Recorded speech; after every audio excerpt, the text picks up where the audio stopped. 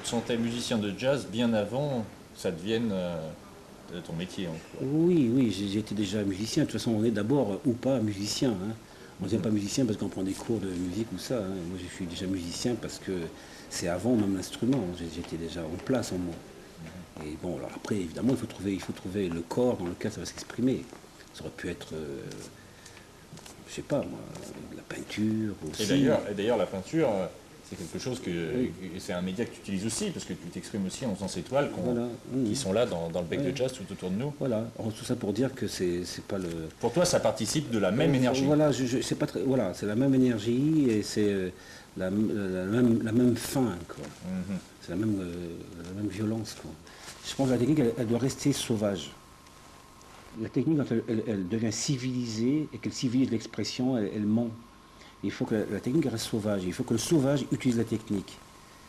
Pas le contraire. Il ne faut pas que le sauvage devienne civilisé à cause de la technique. Moi, je reste sauvage. Je suis un sauvage. Je suis un sauvage qui vit avec la vie lyonnaise, avec les instruments des gens civilisés, par exemple. Je suis un sauvage. Et je protège ma sauvagerie parce que je pense qu'un sauvage, c'est quelqu'un qui reçoit la vie à fond. Si j'avais été civilisé dans le sens, dans la musique par exemple, ben j'aurais rien pu exprimer.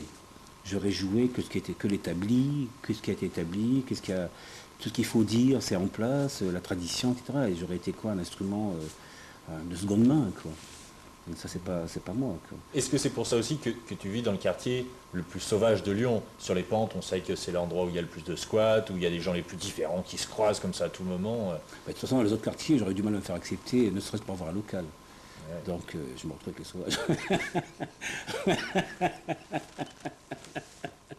Non, non, mais oui, non, oui, c'est vrai que ce quartier me plaît bien, oui, bien sûr, oui. Mhm. Est-ce que tu as l'impression d'avoir été adopté par Lyon? Pas spécialement. Non, je Alors, Moi, je vais expliquer mon état d'esprit tel qu'il est. Oh, d'accord, tu me dis que je suis à Lyon, j'ai commencé à être à Lyon. Mon cerveau n'agit pas sur l'endroit où je suis. Il ne change pas, hein. Moi, je suis allé j'ai quand même pas mal voyagé. Et bon, ben, oui, je j'ai pas le sentiment que ça agisse sur ma personne. Je pense pas que Lyon fait que je sois ceci ou cela ou ailleurs. Moi, j'ai fait 15 000 kilomètres, je suis allé au Japon, j'avais exactement la même lueur intérieure, ça n'a rien fait pour moi. Bon, maintenant, on est tous nationalistes, régionalistes, etc. Mais bon, moi, je ne suis pas comme ça. Moi, j'ai eu déjà la chance d'être métissé, d'avoir vécu pas toujours en France, d'être mélangé. C'est très agréable, ça aussi, parce que je trouve que ça me renvoie à ce que je suis qu'un humain ordinaire, et puis ça me va très bien comme ça. Je ne peux pas dire que je suis lyonnais, pourtant je suis lyonnais. Je ne peux pas dire que je suis africain, et pourtant je suis un peu africain. Je ne peux pas dire que je ne suis pas complètement noir, je suis noir, mais il y a encore plus noir que moi. On peut aller loin avec ça, hein. Donc moi, mes références sur la vie, c'est la sensibilité. Il n'y a que ça qui m'intéresse. Tout le reste, c'est les décors, je m'en fous.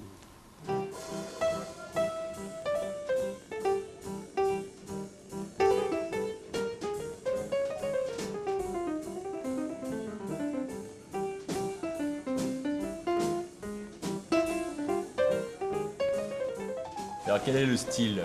Comment tu pourrais définir le bec de jazz? C'est quoi la couleur du bec de jazz? Qu'est-ce qu'on va entendre? Qu'est-ce qui va se passer si on vient le soir au bec de jazz? Bah, si je savais ce qui allait se passer, j'arrêterais tout de suite. Ah non, on ne sait pas ce qui va se passer, hein.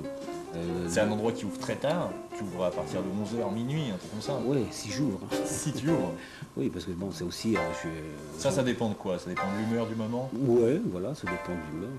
Si ça me prend, j'ouvre. Des fois, j'ai pas envie d'ouvrir. Des fois, j'ai envie de voir personne, hein. Et dans ce cas-là, tu fermes la porte. Je ferme, je fais de la peinture, je joue pour moi.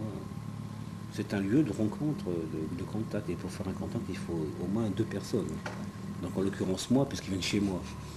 Donc, si j'ai pas envie, j'ouvre pas.